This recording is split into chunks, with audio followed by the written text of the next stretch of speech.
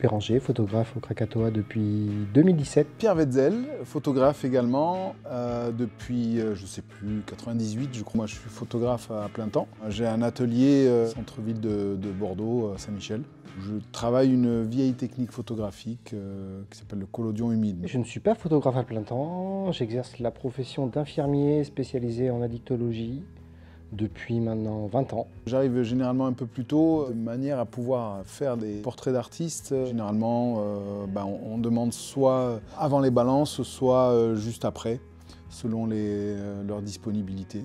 Les photos du concert propre commencent à 20h30 avec la première partie, et ensuite le groupe principal à 21h30. Et en gros, nos photos Krakatoa, elles servent souvent pour les réseaux sociaux, donc on les traite en général le lendemain, pour que le Kraka puisse les poster. Alors moi je traite avec Lightroom, c'est pas le truc qui me prend le plus de temps, c'est assez rapide. Donc je considère que si je passe plus de 15-20 secondes sur une photo, elle est pas bonne, donc du coup ça va assez vite. Et je shoote pas beaucoup, Krakat en moyenne je fais 50 photos par concert, donc ça limite le temps de traitement. Moi j'utilise Photoshop, Camera Raw, ça c'est pour les photos numériques. Pour le collodion, je numérise la photo. Les trucs un peu chiants, mais ça concerne plus le concert, c'est les limitations qu'on peut avoir.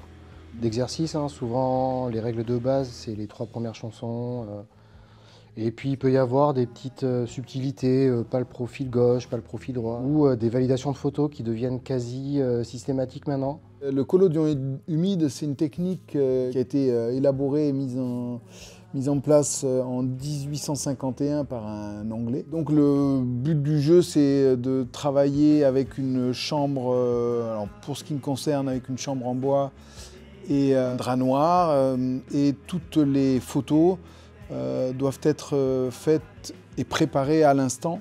Une fois qu'on a préparé sa plaque, on trempe la plaque dans un bain de nitrate d'argent pour la rendre photosensible. Et une fois que ça c'est fait, on peut faire sa photo et revenir au labo pour la développer.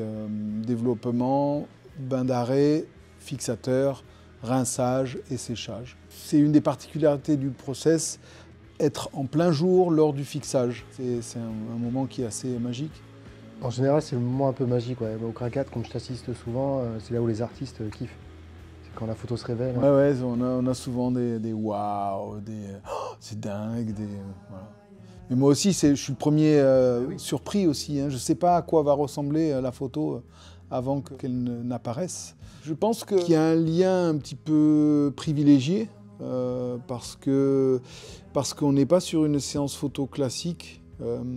Souvent, ils se rendent absolument pas compte de l'endroit où je les emmène, en fait.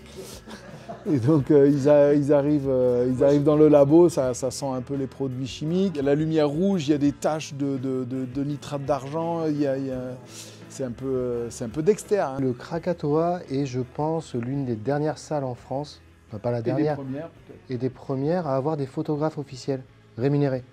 Ce qui n'est vraiment pas le cas partout. C'est quand même une profession, la photo, un peu en perte de vitesse et où les cachets sont très rares. Je me sens un petit peu chanceux parce qu'il y a ce côté niche de travail du collodion qui est un peu boosté aussi par le fait que les artistes sont aussi un peu connus. C'est vraiment une relation tripartite entre le Krakat, les artistes et moi. Voilà mon petit. Bisous Mackay. Bon, dégage maintenant, allez, salut.